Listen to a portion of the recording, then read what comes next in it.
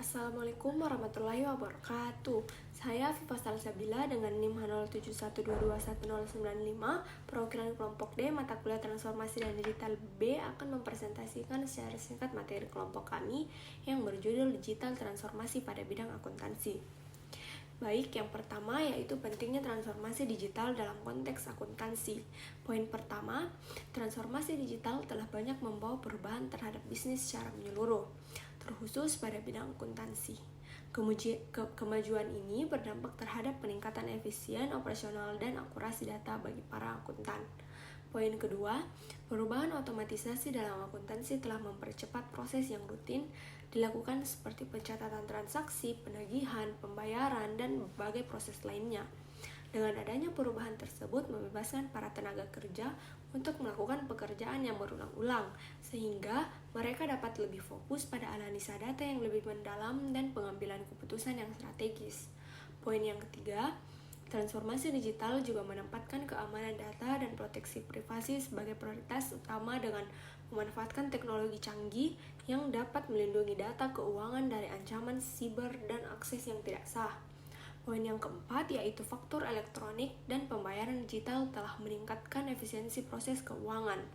Lebih dari sekedar mengurangi biaya kertas, mengurangi resiko kesalahan manusia, dan meningkatkan ketepatan catatan transaksi. Baik, yang kedua yaitu teknologi yang mempengaruhi transformasi digital di akuntansi. Terdapat 8 poin, yaitu cloud computing, big data analytics, artificial intelligence dan machine learning, ada blockchain, robotic process automation, mobile computing, internet of things, dan analisis prediktif. Baik, selanjutnya perubahan bentuk bisnis akuntansi. Perubahan bentuk bisnis akuntansi telah terjadi seiring dengan perkembangan teknologi dan perubahan dalam tuntutan pasar. Berikut adalah beberapa perubahan bentuk bisnis akuntansi yang signifikan. Poin yang pertama yaitu pergeseran dari tradisional ke digital. Poin yang kedua, peningkatan dalam layanan konsultasi dan analisis. Yang ketiga, spesialisasi industri, dan yang terakhir penggunaan teknologi baru. Baik, selanjutnya peran profesional akuntansi dalam era digital. Yang pertama, mengelola dan mengintegrasi teknologi. Yang kedua, analisis data dan business intelligence. Yang ketiga, orientasi pada konsultasi dan strategi. Yang keempat, manajemen risiko dan kepatuhan. Yang kelima, inovasi dan adaptasi. Dan yang terakhir, komitmen pada etika profesional. Baik, yang selanjutnya studi kasus dan contoh implementasi. Studi kasus yang pertama yaitu penerapan sistem cloud accounting. Kasus sebuah perusahaan kecil menengah atau UKM di sektor retail mengalami kesulitan dalam mengelola keuangan mereka dengan metode tradisional. Mereka memutuskan untuk beralih ke sistem akuntansi cloud.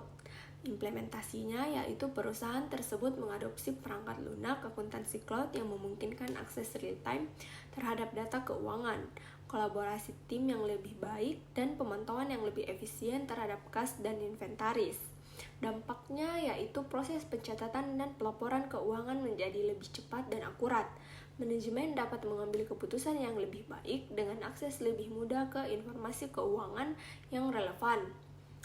Studi kasus yang kedua yaitu otomasi pencatatan transaksi menggunakan AI.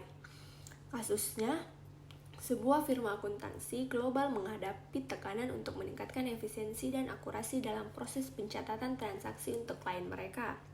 Implementasinya yaitu firma tersebut mengintegrasikan sistem kecerdasan buatan AI ke dalam perangkat lunak akuntansi mereka untuk mengotomatisasi tugas-tugas rutin seperti klasifikasi transaksi dan pembuatan jurnal.